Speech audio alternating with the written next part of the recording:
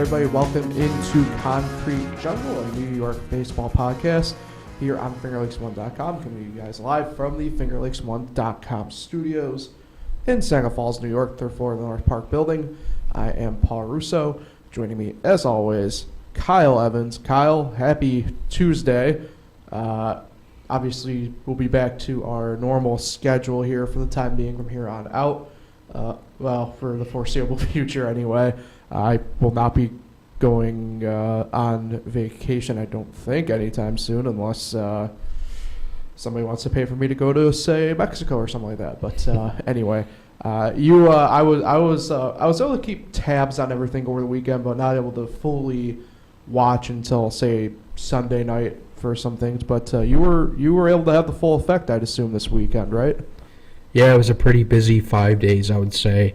A lot going on just with the new rules and everything. My biggest takeaway is that the offense is definitely up. The batting average around the league, the runs scored, the stolen bases. Just a more, I guess you would say, interesting game for some people. Not as many pitchers duels as there kind of was last April. Yeah, we'll obviously, I feel like that will be brought up a little bit today. Maybe not to like the exact degree that you alluded to, but definitely something to probably discuss. But it was interesting. Both the Yankees and Mets, they win their opening series. But interesting news kind of surrounding both of them, so we'll touch that obviously. Our Red Wings and S-Mets did not fare as nicely, but they face each other this week in the first round of the Thruway Cup this year, so we'll discuss that. Plus, who knows what might pop up. I mean, last week, and this is something that we'll discuss anyway, we get done doing our live, recording like this and everything like that, and, the Justin Verlander news breaks about not even an hour when we get done. Obviously, like I mentioned, we'll be discussing that and everything else. But let's jump right in. We'll do with the Yankees first. Bit of a historic team anyway. Team stats kind of going here, and we'll jump on that. But defeating the Giants to open up the season, this was a team that I said we couldn't take lightly. And they kind of did exactly what I thought they were going to do. They take the series, didn't sweep, but they take the series, and obviously off on the right foot with Garrett Cole. He sets the team opening day strikeout record with 11.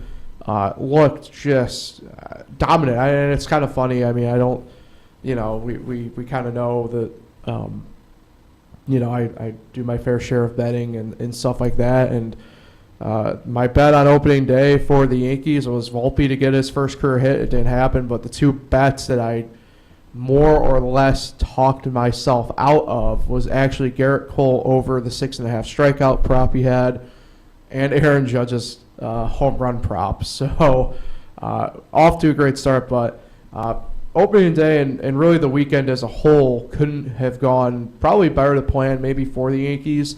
I know there's some stuff to really kind of maybe look at here, but just a lot of positives all around really for them to get the year going. Yeah, both things have been kind of clicking. The pitching has been really solid as, they have 2 shutouts in 4 games. But the offense has been there. It seems like it's not just a couple of guys either. Everyone's contributing. One guy who I really like that is off to a good start is Gleyber Torres. We talked about how, should have been moved or in the off season, but they held on to him and he's off to a really good start. Yeah, and I want to we'll circle back to him when we get to the Phillies game last night. But you mentioned the pitching, right? 2 shutouts against the Giants, and that also a Yankee record. They've never started the year up to this point with 2 shutouts in 3 games. So like you mentioned, everything kind of clicking there. And that's just really a plus. And, it's weird because I feel like the pitching probably has, in my mind, gotten, and justifiably, a lot of the headlines here. I think it might have been, the one thing that we were both probably a little bit, maybe not down on, but preferred maybe some sort of maybe marginal improvement. I think we know what the offense overall can do. I mean, that's pretty obvious with Judge kind of leading the charge there. Volpe's made an impact a lot on. I think defense is where we've seen it the most so far. Offensively, looked like he walked and then stole a bag right away, and we've seen guys first hit and everything like that. And I think stuff like that will just come around naturally at that point. But I think everybody's kind of finding that groove early on. Mentioned Glaber. Mashed his 100th career home run last night. And like I said, I want to touch more on that really when we get to it. But 100 career home runs for the guy who, like you said, I'm not going to run away from it. I thought maybe he might have been, the odd man out. There's certainly moments where I thought we weren't going to see him in pinstripes anymore and probably didn't want to see him in pinstripes anymore. But what a stalwart he's kind of become in the middle of the infield. Really kind of handling second base, some shortstop every now and then, but really second base. And look, he's really going to be, to me, a key factor here. If the team wants to get to where they want to go to, it's going to come down to probably Glaber kind of, I'd say, buoying the middle part to the bottom part of that lineup. Yeah, I mean, he was on base all 5 times last night, and he's doing it in different ways. He had an infield single, a home run, and he walks 3 times, so his plate discipline's been very good. He just seems to be doing everything right, and obviously that's huge for him, gaining his confidence right off the bat. I'm sure he's heard the rumors about being traded, and I'm sure he's probably happy to be there and performing well. And if he continues to do this, he could put up numbers like he did in 2018, and that was huge for the team. Yeah, so I'm trying to think off the top of my head with him, because it's weird. The Yankees have had this really weird, I've always called it, relationship with second base, at least in our lifetimes. We went from Soriano being there to trading him away, and then there's kind of I wouldn't say a rotating cast, but you have Miguel Cairo, Tony Womack, and it's just been weird. The fact that he's kind of been there now longer than even Soriano, from his call up to when he was traded away for A-Rod, it's kind of crazy to think about in a way. Before we get to the Phillies, I think we should probably tackle this first. But foreseeably, the Estevan Florial experience is over. It was the corresponding move from when the Yankees acquired Colton Brewer from the Rays. And, he was a name that's kind of popped up here now the past month-ish. We were really wondering what was going to be his deal, and it's looking like it's officially come to an end here after being designated for assignment. Yeah, I mean, that Franchi Cordero move really caught me off guard there, that signing. But I knew as soon as that signing happened that he was probably the odd man out because of no options left. But, I mean, yeah, he did struggle with his time in New York. But I think if he goes somewhere else and just kind of, moves into a new setting, he could be a really solid player in the league. Kind of the classic thing there with the Yankees. He's going to go down maybe not as one of the greatest what-ifs in our lifetime with the Yankees, but the way he was built for such a long time and for what it ended up being, it's safe to say probably a bust and a what-if in Yankee lore here, I would assume anyway. Yeah, and I mean, there's been a couple of those over the last few years, I should say. One that comes right to mind, even though he can hit when he's healthy, is Clint Frazier. Didn't work out. I don't necessarily know if you should say Clint Frazier was a bust, because he did have one really good year. But the problem with Frazier is he was never healthy. Florial was. But yeah, I do think Florial is still a solid player.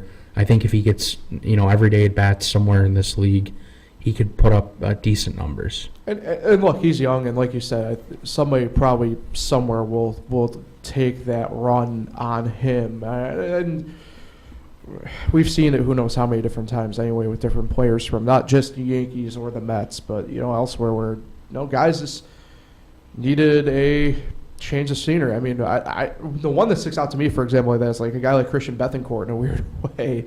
Got out of San Diego and has kind of flourished, for example. So, be really interesting kind of see what happens there. All right, so let's transition over now and really look at this Phillies series. Already happened, Game 1, an 8-1 victory last night. But the key part in that, right? Gleyber Torres, perfect night, 100th career home run. We already mentioned a lot of the stuff we kind of see from him, but that's quite the night to have this early on in the season. 5 for 5, perfect night at the dish. And I know Rizzo was alive last night a little bit as well. So it's just one of those things where it's like you can't ask for a really better opening few games here, and especially transition from the Giants to a Phillies team that also you can't take lightly. I know their series in Texas didn't go as planned, but you can't take them lightly, and they beyond handled business last night anyway. Yeah, I thought Stanton said it right the other night during his post-game interview that, when this team is clicking, especially that top 5 hitters, they're tough to beat. I mean, you got Judge, Stanton, Rizzo, and Gleyber all contributing. I mean, what pitcher wants to face that type of lineup when everyone's red hot? And, obviously they're not going to, all stay hot together forever, but, getting off on this good start is key, as we all know. You never want to lose games even in April. They're still very important. They could factor in late in the season, kind of like it happened with the Mets last year. They ended up losing the NL East. But if they got off to maybe a little better start in April, they might not have lost the NL East. So just situations like that. And the wild part about it is the Yankees are 3-1 at the moment, and they're in second place behind the race to the division. Obviously, 4 games, but it's one of those things like you mentioned. That's a key part there. So looking ahead to tonight, a 7:05 first pitch game on your favorite channel, Amazon Prime TV. But also TBS. I'm not too sure what the blackout situation is going to be there. It'll be blacked out for us. So might have to be watching from the great beyond, as I call it. The Phillies are, this is going to be an interesting one here. I think they're going to roll with a de facto bullpen game starter situation because Matt Strom is listed as the starting pitcher tonight. 1 game on the year, 1 appearance rather on the year for him. With 1 strikeout. He'll be going against Domingo Germán, who was slated to throw on Sunday, but that went to Johnny Brito, who then was sent down for Ian Hamilton to come up. So Germán will get the nod officially tonight against the Phillies. Tomorrow is a 105 quote-unquote getaway game. That game is on first pitch at 105, like I mentioned. Aaron Nola goes for the Phillies. No decision on the year, but he's carrying a 12.27 ERA in his 1 appearance against Garrett Cole, 1-0, and a 0 ERA for Garrett. It's weird. I feel like the Yankees can get the sweep here, but at the same token, I have a hard time believing the Phillies come out of the gate 0-6 to start the year.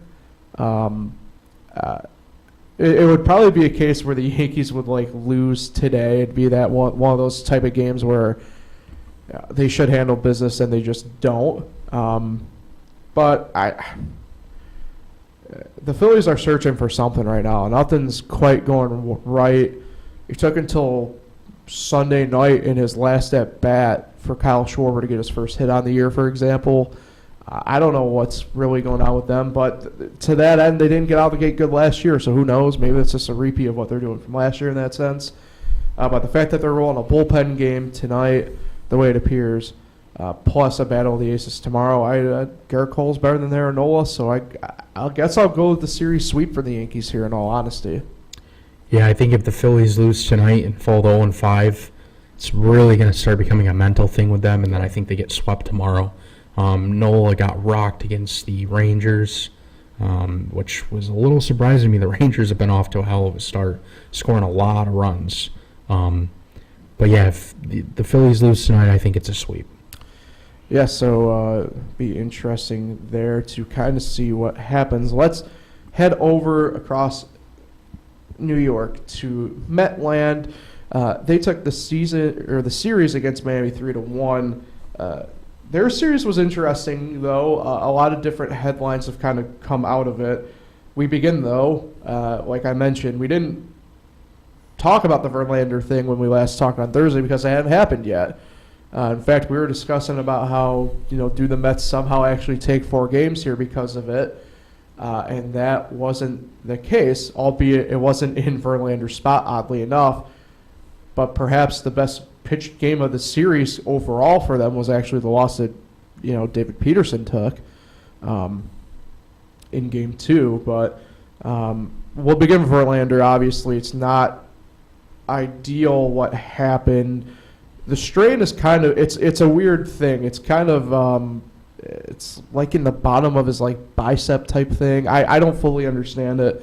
I can't even properly pronounce it. But they're allowing him to do light throwing work. It's kind of confusing to me because it feels like an injury where you shouldn't be doing even light throwing work. But it puts the Mets behind the 8 ball to me already, and it's only because of something that you pointed out last night to me, and we're going to be discussing here in a couple minutes. How many arms they actually got here fully going forward, but not an ideal start for the Mets era of Justin Verlander's career. Yeah, I would say this injury is kind of weird. That's the word I would use to describe it. So many unknowns with it. I can't believe, like you said, that he's still lightly throwing. I literally saw a video on SNY the other night of him throwing in Miami, and it's been 2 days since he went on the IL. Why is he already throwing? Right. So I don't know, if he's ever going to have setbacks. I don't really know. And, his age is a thing. He's not no young guy. So I think it's going to be interesting to kind of see what goes on with him. And if they do lose him for extended time, I don't know what they're going to do. Yeah, and that's the thing with me is, the way the injury was explained to me, I just don't understand how or why, for that matter, they'd allow him to throw. Unless they feel like it's just a thing where it keeps him kind of going a little bit and they kind of feel like it's needed. I don't know. I don't think I've ever heard of that injury. Have you, out of all the years? I've heard it, I think once or twice within the past couple of years, but nothing where it's the exact term for it, too, is kind of weird. Yeah, teres. It's weird. But, yeah, I've heard of it, once or twice, but nothing, where we talk about, say, obliques or something like that. So, it's about only the second or third time I've ever heard of it. Let's talk some positives. Kodai Senga had an absolutely stellar debut for the Mets on over the weekend against Miami. 5 1/3, 3 hits, 1 earned, 3 walks, 8 Ks, but he had the Marlins looking foolish a lot, especially with the, what is it technically, a ghost split or something? It's a ghost forkball, I think. But that thing has some nasty movement on it. And if there was ever a pick-me-up that the Mets needed, Kodai certainly brought it for them over the weekend. Yeah, but just looking at the box score, and if you didn't watch the game, not you specifically, but anyone who didn't watch the game, he actually started off really rough. He threw 36 pitches in the first inning and gave up a run, and I think he had 2 or 3 walks. Yeah.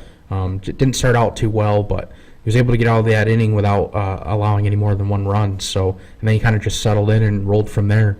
So, it was still a really good debut for him, but I thought he was going to be knocked down in the first inning. At one point, it was 1-0, bases loaded, nobody out still. I was like, oh, boy. But he settled in nicely, and I'm sure that'll gain him some confidence here. Yeah, I think it's going to be big for the Mets here. Obviously, we see what they're missing with Verlander, right? And, obviously, he ended up becoming one of the bigger signings this offseason behind Verlander and everything like that. So it's big. It's big.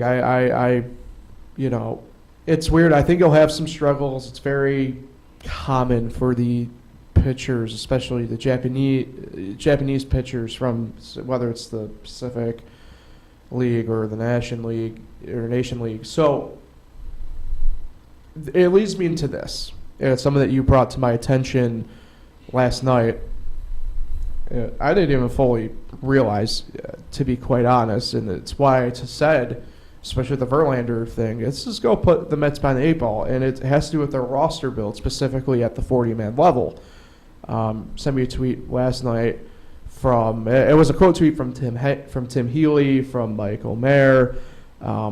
But Syracuse placed right-hand pitcher Jeff Brigham on the injured list. Now, why would we be talking about a AAA pitcher? Well, Brigham was the last healthy reliever on the Mets 40-man roster, not at the major league level. With that now being the case, not being the case anymore, they don't have anybody on the 40-man healthy-wise out of the bullpen that they could call on if something happens to say. I feel bad because we're going to end up talking about him here in a minute anyway, but like Tommy Hunter, Adam Ottavino.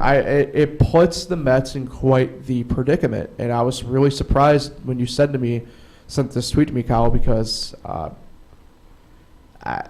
wouldn't say it's inexcusable. I guess it just depends who you want to keep protected and stuff like that, but to have so few relievers on your 40-man available to you if you needed them at the big league level is kind of crazy to me, especially the way that we know baseball's played nowadays.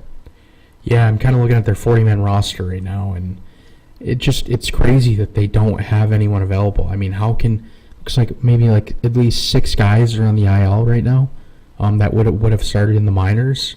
That's just crazy to me. I mean, how many guys... I just don't think I've ever seen that before, where there's just no healthy relievers left on the 40-man roster. So they're in a little bit of trouble, but I'm sure there's definitely going to be roster movement. There has to be. I mean, another injury, they're really screwed. So we'll see what happens. Now, I was going to say, to this end, he's not on the 40-man yet, but Dylan Bundy, we know, signed a minor league deal with them. But he had a quiet spring. Obviously, he was not in camp with anybody, so he's probably still a couple weeks at best away from joining the Mets, or really, if they needed him to join the Mets, I guess if push came to shove, right? I mean, he could probably go, but it's not what you want. I mean, I guess it makes you wonder in a way, does somebody like I don't think they'll do it to Peterson because they've already messed with him enough, and he's been in such a groove now the past really calendar year. I don't think they want to mess around with him too much. But this guy like Tyler Mago get put in that flex position that Trevor Williams was in last year. And at that point, did the Mets call up, say, Jose Buto from Syracuse, because he's on the 40-man, just be the 5th starter if something happened? It's not an easy decision to make. It's a difficult one to kind of theorize, like we're trying to do right now, if something should happen. I would guess that's probably like the leader of the clubhouse in all honesty. If somebody went down tonight or something like that, I'd imagine like the leader of the clubhouse might be flex Magill to become your stretch guy and just call up Buto or something like that. Yeah, I think that would probably be the best option right now. Looking at his stats right here, I'm not sure. I don't think... Did he appear... He's appeared in 1 game with Syracuse this year, and he pitched 3 2/3 innings. Gave up 2 runs. Yeah. So, yeah, I would probably go to that guy first. But first, obviously, you have to make some moves, and I think that they're probably going to have to do that. I would say within the next week, there's definitely going to be movement with the 40-man. Yeah, I don't see how they don't try and do something. I don't know. And it's apparent that there's some sort of movement in the reliever market, right? Like if the Yankees go out, like a guy like Colton Brewer or something like that, but who do you go and get? Yeah. You know. We'll call it remains to be seen. So, kind of alluded to it, but Mets taking on Milwaukee right now, and it did not get off on the right foot. Not at all. Last night falling 10-0. Carrasco gave up 5 earned. Hunter gave up 5 earned. You still got 2 more to go, but Carrasco didn't look quick. There's a noted velocity dip on him right now. And obviously Tommy Hunter, and I think this might have played a part in it, talking about that 40-man situation, but Buck had him go out for a second inning, and he set the Brewers down 1-2-3 after he gave up the 5 earned runs himself, to the point that even we saw Luis Guillorme pitch last night and just trying to save arms. So And a scoreless inning. yeah, hey, I mean, maybe he's the guy to save them. But look, again, this is a team that the Mets are playing that they can't take lightly. I mean, we know what the Brewers can do. Is this their best version of themselves? I don't think so. Just from past experience, I don't think so. But, you never know. The rest of the way, the series tonight, a 7:40 first pitch. Action on SNY. Max Scherzer goes for the Mets, 1-0, 5.5 ERA against Wade Miley. He can get his season debut for the viewers tonight. And then tomorrow, another getaway game, 1:40 first pitch on SNY. Peterson for the Mets, 0-1 and a 1.80 ERA. And that's why I mentioned, right? I mean, Peterson probably had the best game for the Mets pitch-wise overall in that Marlins series. Just no run support that game. He'll go against Corbin Burns, who got rocked in his opening day start against the Cubs, 0-1, a 7.20 ERA. How about that? That's not like him. That's nuts. Yeah, I think obviously the best case scenario for the Mets here is they just split the series, right, in some way, shape, or form. I'd like to say that they actually probably get both, but I don't see it happening. I think they split the final two and just have to accept the fact that they take the series loss 1-2 against the Brewers, I think. Yeah, I think they win tonight and then probably lose tomorrow. I don't think Corbin Burns is going to have another one of those starts, but who knows? Right. And just my takeaway from yesterday is, you're going to have those types of games. Right. But 3 hits was still surprising to me as a team. The Mets had 3 hits, and 2 of them came from Guillorme. So it's just crazy how the rest of the lineup was just they just didn't do anything. Yeah. I mean, and you want to talk about maybe that grand scheme of things like we did with the Yankees a little bit, right? Mets, Saren get 3-2, but they're also second in the NL East at the moment. So, I mean, you can admittedly afford a couple games, right? But you can't make this a common thing. Yeah, they can't go and get swept here. Yeah. That was happening actually when I was in the car coming back from Virginia yesterday. I can tell you where I was told about Tommy Hunter was just south of Corning on Interstate 99. So, that caught me off guard. But, that will do it for the Mets. Let's transition over here before we head on out for the next couple days about our minor league brethren. So, the S-Mets, Syracuse, they're hosting Rochester this week in the first round of the Thruway Cup this year. We'll touch on that more here in a minute. But Rochester, and this is where I need to preface it now when we update our standings and spots where these AAA teams are this year. Things are going to be a little bit different than even they were last year when we said, Rochester was, say, second in the IL East. Syracuse was fifth in the IL East. Not the case anymore because of the way the half season is. So the Red Wings, they lose 2 to the Lehigh Valley Iron Pigs. That puts them at 0-2 on the year and 17th in the International League. Yikes. It sounds way worse than it is just based on everything. Weather wreaked havoc here in the Northeast a little bit over the weekend to the point that Sunday's game, Rochester, that they had to cancel against Lehigh Valley. And they aren't going to be able to make it up because that's the only time they play Lehigh Valley the first half of the year. Yeah, that new schedule kind of messed it up. So, to that end, Rochester was in it the whole weekend in both those games. They didn't look bad from what I was able to see. Kind of a case of does a ball go one way or the other way, and it's probably a case of 2 different games. To that end, gotta give some kudos to Stone Garrett, new Red Wing this year.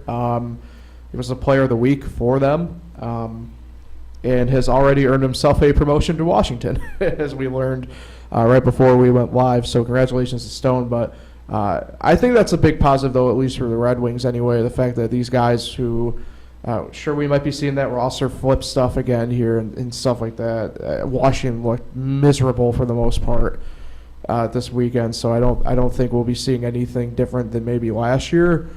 But if guys like Stone can come in and do stuff like this, then I don't see why they wouldn't be able to contend anyway.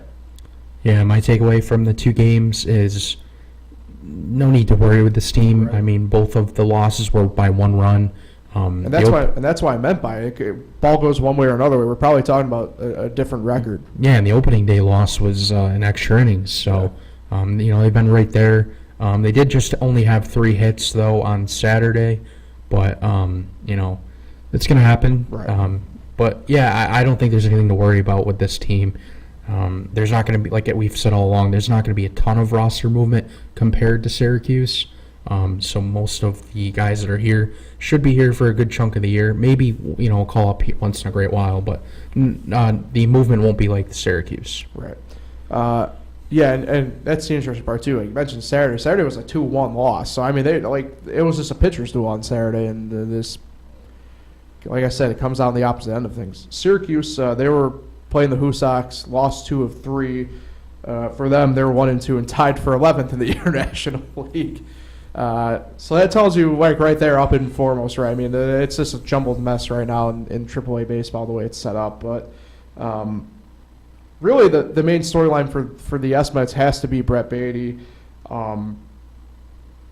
taking this early charge on offense, 2 home run day on Saturday, and really for probably a team that I don't know if he's going to be there all year, but if he plays like that, I'd imagine Syracuse will find themselves at least in a better position off the bat this standing wise and playoff race wise than they were at this time last year, for example. Yeah, that game that he had, what was that, Saturday? Yeah. Incredible.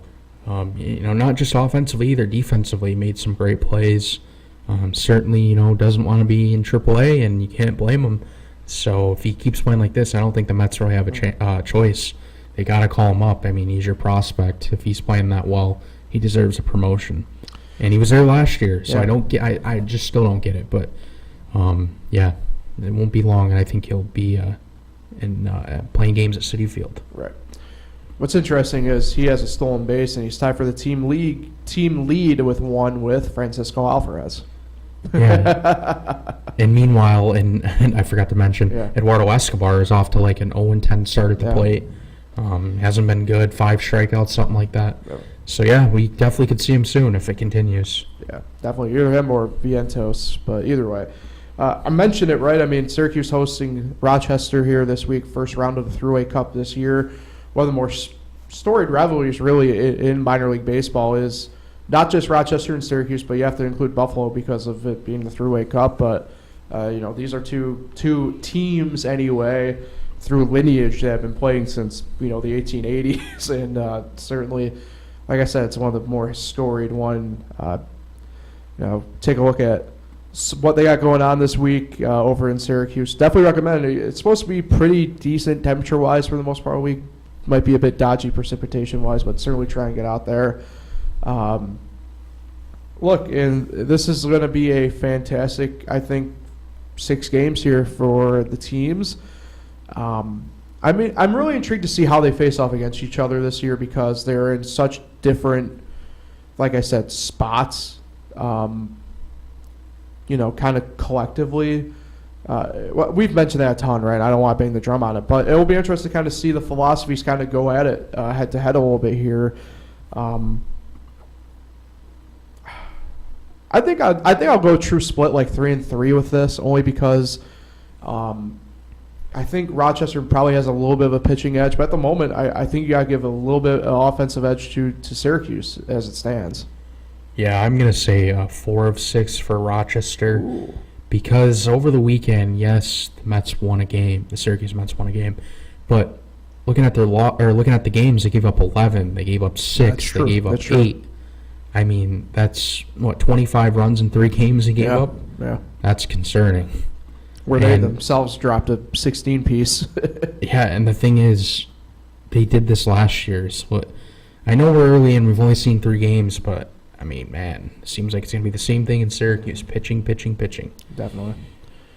All right, so that will take care of fresh take.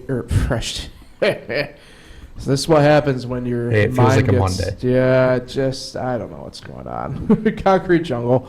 So we'll be back, like I said, Thursday. And then, start next week, we'll be back to our normal Monday, Thursday stuff. Kyle, any fun plans here next, really, I guess, couple of nights? Just put some baseball up on the screen and watch? Yeah, I mean, it's not just baseball for me. Hockey's big right now. The Sabres are only like 3-4 points out. Big game tonight in Florida, so I'll be watching that, of course, too. Final days of the NBA regular seasons, coming over the next week. So probably a little bit of every sport for the next week. Yeah, nothing wrong with that. Nothing wrong with that at all. So make sure if you can't watch us live, you can catch them anytime on YouTube. Podcast for Spotify for podcasters, whatever it's called, and Spotify itself. We'll be back on Thursday to talk with everybody. Until then, stay safe, have fun, everybody.